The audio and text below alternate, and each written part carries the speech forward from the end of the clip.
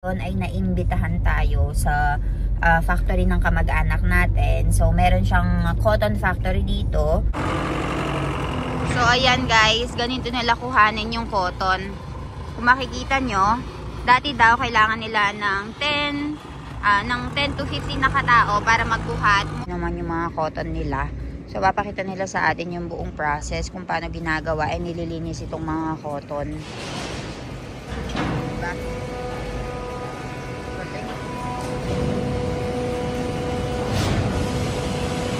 Tapos ibabalik nila guys.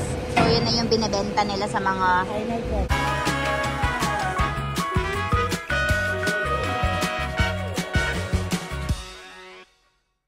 guys, magandang umaga. So kung napapansin nyo, nasa labas tayo ngayon kasi ngayon ay naimbitahan tayo sa factory ng kamag-anak natin. So meron siyang cotton factory dito.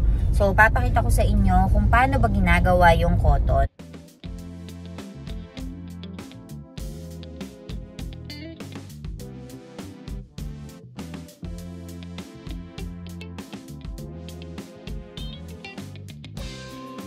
Dito tayo sa lugar kung saan ay napakaraming nagtatanim ng mga cotton. So after nito pupunta tayo sa cotton factory guys.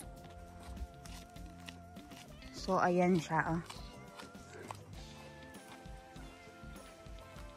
Tignan natin yung mga cotton nila dito guys. What is it, a well? Oh, meron silang well dito. See?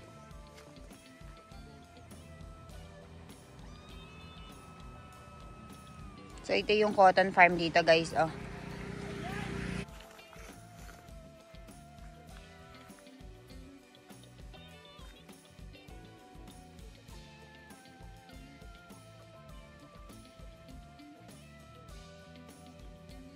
Tingnan niyo yung mga cottons, guys. Oh. So, dito, marami silang mga cotton na tinatanim. And what is the process of cotton, Milan? How?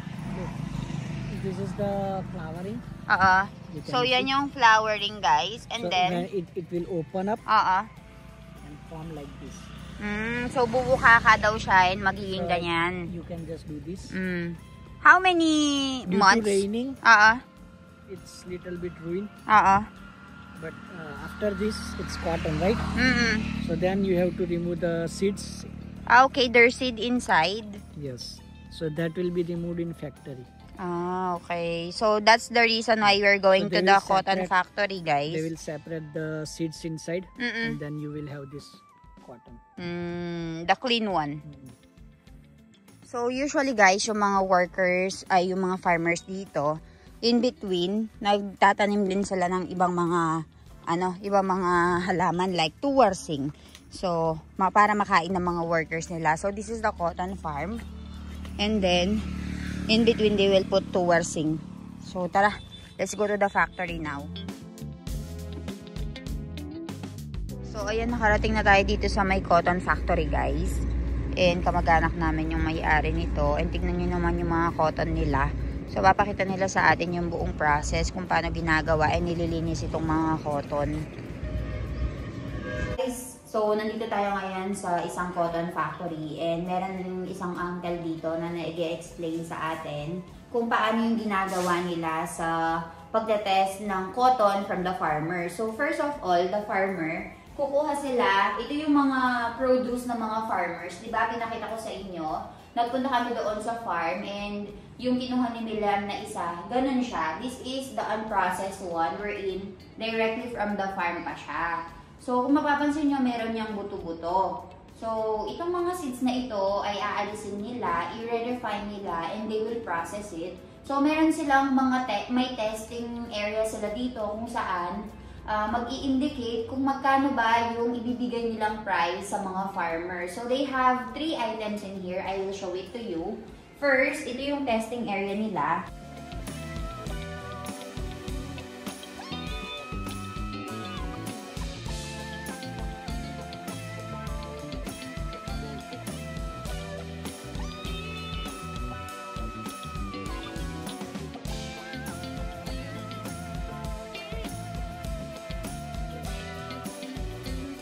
So, papakita ko sa inyo yung buong process kung paano nila tinetest yung quality ng cotton and kung magkano ba yung kuha nila. So, ang presyo ng ngayon, cotton guys, mula sa mga farmer, so they are getting it for 8,000 rupees for 100 kilo. Right, Milan? So, 100 kilo, it will be like 8,000 rupees. So, probably around 5,000 pesos. 5,000 pesos. So, first, ito yung cotton na from the farmer. So, in here, guys, kukuha sila ng 300 grams. So, ayan, this is 300 grams. Ayan, ganyan, tama? And then, after this one, they will process here. Ayan. Lalagay nila dito. Taster. And then, it will separate the cotton itself and then the seed. So, here, as you can see, this is the seed. Ito naman, ang pure cotton na lumabas, mahuhulog siya dito. So, ayan. Tapos, kukuhanin nila itong cotton na ito. And then, they will weigh again here. So, it should be how much, Milan? How many? 100, 120 doesn't matter. So, ito na yung pure. And then, this one, they will process it based on quality. Guys, so ito yung mga farmer na nag-deliver ng cotton. So, yan yung cotton, guys, na ipaprocess nila. Inilalagay nila doon sa may mismong factory. So, kung makikita nyo, ang dami ng cotton dito. Ay, this is weighing machine. Yes. Okay, so ito pala yung... will go here. Ito pala yung weighing machine nila, guys. And isa-separate nila yung kung gaano kalaki yung truck. Tapos yung laman ng cotton. Tapos ito, i-empty nila dito. And kapag na-empty na nila dito, they will start processing it. So, yung pinakita ko sa inyo kanina, ay yung testing area lang nila. So, ayan guys, ganito nila kuhanin yung cotton. Kung makikita nyo, dati daw kailangan nila ng 10 to 15 na katao para magbuhat mula dito, papunta doon sa bagsakan nila. So, ayan, tingnan nyo, oh. Grabe, ang laki ng industry na ganito. Kasi JCB yan. And then, ilalagay nila dito, idadump nila. Tapos, ipaprocess na nila doon sa loob ng factory. So, dahil nga sa technology, mas napadali nga daw yung trabaho nila. Hindi na daw kailangan ng napakaraming workers. See, mapapansin nyo. Ayan. So, idadump nila yan dito. Ayan. So, very easy na, diba? So, dito, merong lalagyanan dyan. Tapos, kung makikita mo dito, meron siyang parang hagdanan. So, dyan pinaprocess.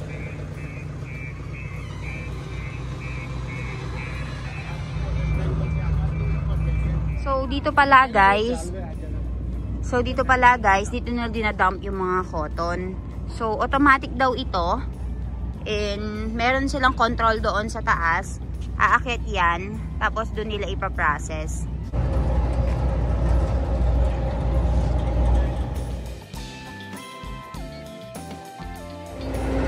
So, ayan guys. Mula dun sa belt na yon, mahuhulog dyan sa taas. Yan sa may ina-adjust na yan. And then, from there, ay ipaprocess nila dito sa baba. So, ganyan siya. Ayan, tignan nyo, nakikita nyo ba yun?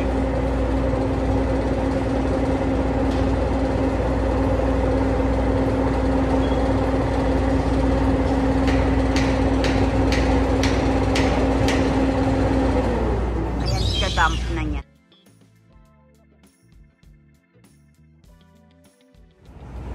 So, ayan, papakita ko sa inyo. So, dito siya manggagaling. So, kung mapapansin nyo guys, from here, dito sa pinakataas, ay mahuhulog dito sa gilid. And parang bumubulwak, oh. Parang tubig na bumubulwak. And then, aakyat siya doon sa pinakadulo. Okay.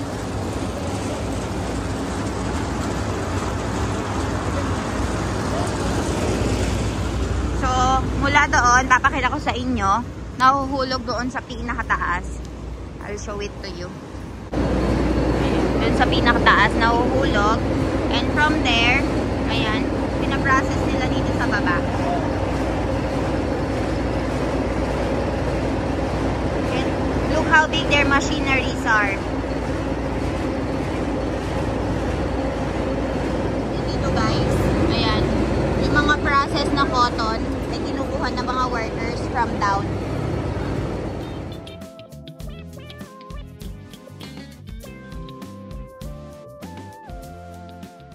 So, ayan guys, tignan nyo, meron sila ditong meron sila ditong temple.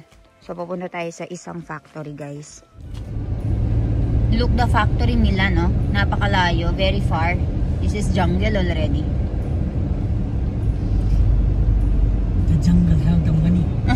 Jungle have the money. So, yung mga cotton guys na natapos nila, i-press nila dito, oh. Tapos lalabas siya dyan. Papakita ko sa inyo. Kay tinikre. Here. Look, look, look. Yan guys, lumabas na. Kita nyo ba? I-press nila dito.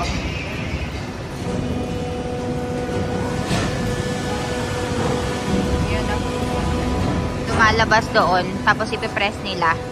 And kapag na-press na, ibabalot nila. Okay.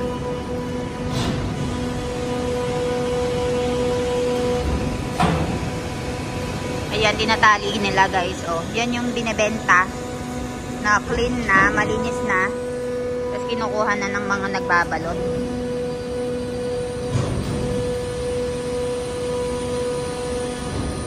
Grabe, ang galing, no?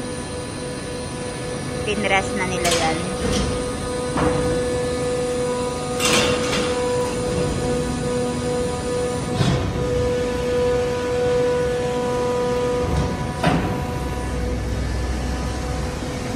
And then tatali, I think.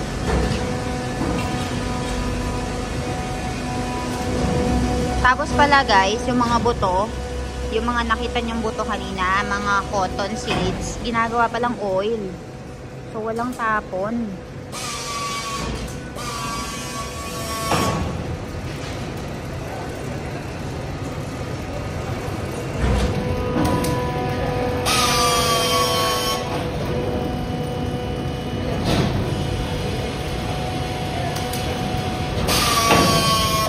Pinagdidikit-dikit na niya yung mga green na para hindi masira. Para ma-hold niya ng properly, diba?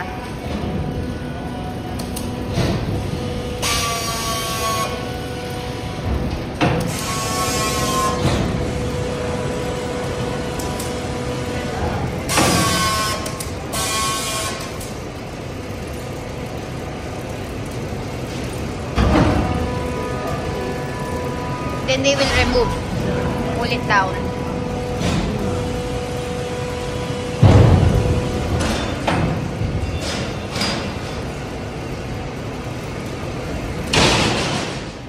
Diba?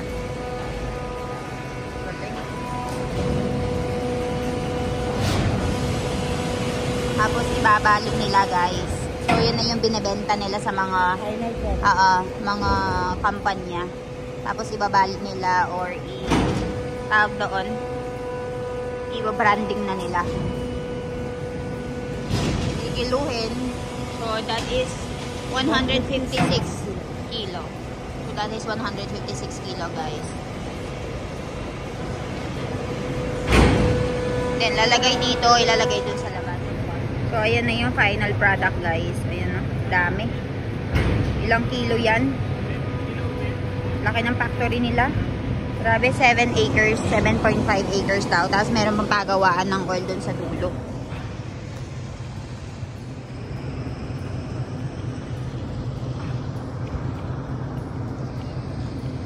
Dun pala sa area na yan guys, sineseparate nila yung mga seeds at saka yung mga cotton. So dito pala yung bagsakan ng seeds, which ginagawa nilang oil. So, dito naman nahuhulog yung mga seeds guys. Ayan o, kung napapansin nyo. Yun yung ginagawa nilang oil. Galing. Daming proseso.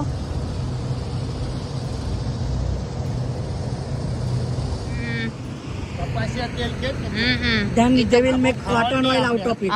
So ayan guys, they will make cotton oil galing sa mga seeds na ito. So sineparate na yung cotton.